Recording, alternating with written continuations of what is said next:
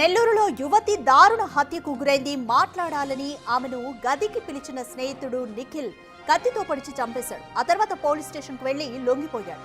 ఘటనా స్థలాన్ని పరిశీలించిన పోలీసులు యువతి మృతదేహాన్ని పోస్ట్ మార్టం కోసం తరలించారు. నిందితుడిని కఠినంగా శిక్షించాలని యువతి కుటుంబ సభ్యులు డిమాండ్ చేస్తున్నారు.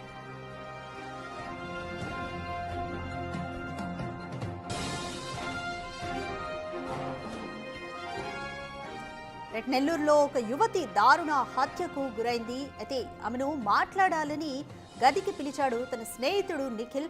అయితే స్నేహితుడు నిఖిల్ ఆమెను కత్తితో పొడిచి చంపేశాడు. ఆ తర్వాత డైరెక్ట్ గా పోలీస్ స్టేషన్ కు వెళ్లి లొంగిపోయాడు. అయితే తర్వాత పోలీసులు ఘటనా స్థలాన్ని పరిశీలించారు. యువతి మృతదేహాన్ని పోస్ట్ మార్టం నిమిత్తం హాస్పిటల్ కు తరలించారు. అయితే నిందితుడిని కఠినంగా శిక్షించాలని యువతి కుటుంబ సభ్యులు డిమాండ్ చేస్తున్నారు.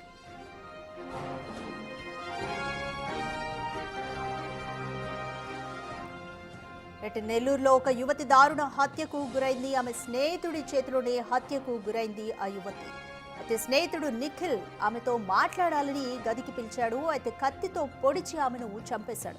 ఆ తర్వాత పోలీస్ స్టేషన్కి వెళ్లి డైరెక్ట్ గా లొంగిపోయాడు. ఘటనా స్థలానికి చేరుకున్న పోలీసులు కేసు నమోదు చేశారు. అయితే ఘటనా స్థలాన్ని పరిశీలించిన పోలీసులు యువతి మృతదేహాన్ని స్వాధీనం చేసుకుని పోస్ట్ మార్టం నిమిత్తం హాస్పిటల్ కు తరలించారు. అయితే నిందితుడిని కఠినంగా శిక్షించాలని యువతి కుటుంబ సభ్యులు డిమాండ్ చేస్తున్నారు. మోర్ డీటెయిల్స్ మా ప్రతినిధి సురేంద్ర అందిస్తారు. రైట్ సురేంద్ర, యువతి స్నేహితుడు నిఖిల్ ఆమెను దారుణంగా కత్తితో పొడిచి చంపేశాడు. కారణాలు ఏమని తెలుస్తున్నాయి? కుటుంబ సభ్యులు ఏమంటున్నారు?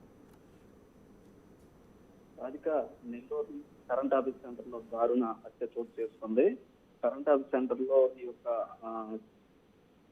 బీఫార్మసీ విద్యార్థిని హత్య చేయడం కలకలం రేపుతా ఉంది. అయితే ఈ యొక్క మైథిలి ప్రియ అనే అమ్మాయి ఇటీవలే వెంకటాచలంలోని స్వాతి బీఫార్మసీ కాలేజీలో బీఫార్మసీ పూర్తి చేసింది. అయితే ఇటీవల కాలంలో ఈ నెల 6వ తేదీన మైథిలి ప్రియ బర్త్డే అయితే నెల్లూరు.